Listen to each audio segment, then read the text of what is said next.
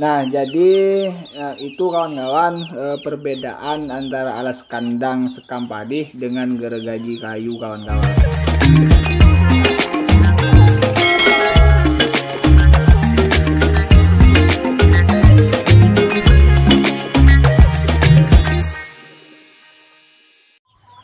Assalamualaikum warahmatullahi wabarakatuh. Salam setong doro untuk kawan-kawan semuanya. Jumpa lagi bersama saya di channel Peternak Kampung Mandiri, channel yang membahas seputaran ayam kampung.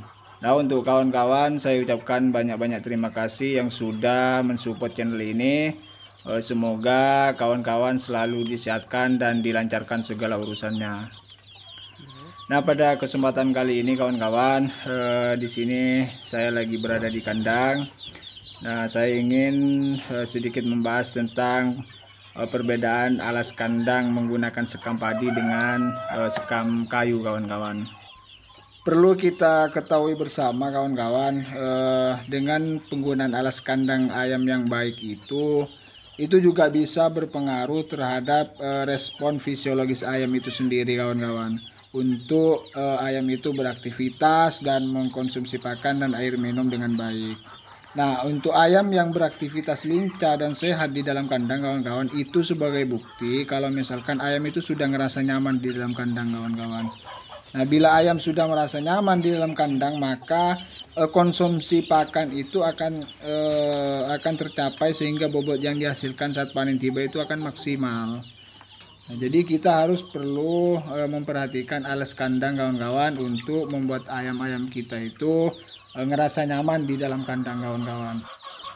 Dan untuk alas kandang itu sendiri kawan-kawan, sebenarnya banyak yang bisa kita gunakan sebagai alas kandang. Salah satu contohnya misalkan kayak jerami padi, serbuk kayu ataupun sekam padi seperti ini. Akan tetapi yang sering ataupun yang umum kita jumpai yaitu sekam padi ataupun sekam kayu kawan-kawan. Itu yang sering kita jumpai di peternak-peternak lain kawan-kawan. Nah, kedua alas kandang ini kawan-kawan tentunya memiliki kelebihan maupun kekurangan masing-masing. Nah, untuk video ini jangan di skip, kita akan membahas kelebihan ataupun kekurangan dari kedua alas kandang ini kawan-kawan, yaitu sekam padi dan serbuk kayu kawan-kawan. Untuk sekam padi itu sendiri kawan-kawan, tentunya kita ketahui bersama sekam padi itu berasal dari kulit padi yang terpisah saat proses penggilingan kawan-kawan. Dan untuk kelebihannya sendiri, yang pertama itu mudah terurai kawan-kawan, dan yang kedua cepat kering, dan yang ketiga itu bebas debu, dan yang keempat tentunya mudah dicari, mudah untuk didapatkan kawan-kawan. Dan untuk kelebihan yang kelima yaitu ukuran partikelnya ideal, dan yang terakhir yang keenam itu harganya terjangkau. Bahkan kalau di sini sekam padi itu gratis kawan-kawan. Ini saya dapatnya ini secara gratis kawan-kawan. Nah, untuk kekurangannya sendiri kawan-kawan, yang pertama itu jika terkena air teksturnya itu bisa menjadi menggumpal. Itu kekurangan yang pertama. Dan untuk yang kekurangan yang kedua yaitu daya serap airnya itu lebih rendah kalau misalkan dibandingkan dengan serbuk kayu kawan-kawan. Jadi itu ya kawan-kawan, kelebihan maupun kekurangan kalau misalkan kita menggunakan alas kandang sekam padi kawan-kawan.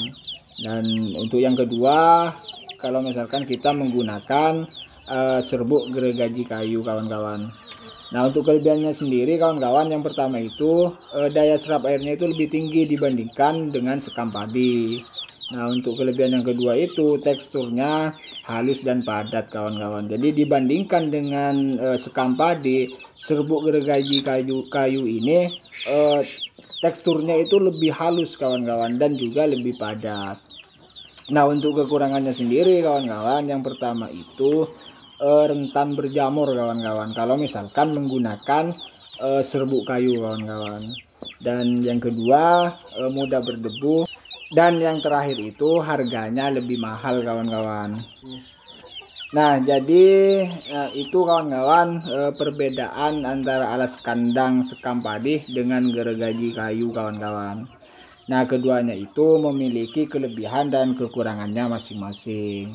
Namun, terlepas dari apa jenis yang digunakan untuk alas kandang kita, kawan-kawan, yang paling penting itu kita harus selalu menjaga alas kandang ayam kita, kawan-kawan, supaya tetap dalam kondisi kering dan tidak lembab. Itu yang paling penting, kawan-kawan. Karena kalau misalkan alas kandang itu lembab ataupun basah, kawan-kawan, hal ini akan memancing berkembang biaknya virus ataupun penyakit, kawan-kawan. Nah, dan hal ini itu akan sangat berbahaya terhadap ayam-ayam kita, kawan-kawan. Jadi yang paling penting itu adalah kebersihan, kawan-kawan. Nah, jadi kawan-kawan, kalau di kandang PKM itu sendiri, kawan-kawan, semuanya itu menggunakan sekam padi, baik dari alas kandang indukan, pembesaran, itu semuanya menggunakan sekam padi, kawan-kawan. Alasannya kenapa? Alasannya itu ya, kalau misalkan menggunakan sekam padi itu cara dapatnya itu gratis, kawan-kawan. Jadi tidak harus beli lah, kawan-kawan, karena kalau misalkan menggunakan serbuk kayu itu harus beli, kawan-kawan. Nah, jadi untuk kawan-kawan semuanya itu bebas mau menggunakan jenis alas kandang apa. Yang terpenting itu mudah didapat, kawan-kawan. Jadi kita tidak kesulitan kalau misalkan kita mau mengganti alas kandang kita, kawan-kawan. Nah, mungkin cukup sekian dulu, kawan-kawan, video pada kesempatan kali ini. Semoga bermanfaat untuk kita semuanya. Kita jumpa lagi di next video, kawan-kawan.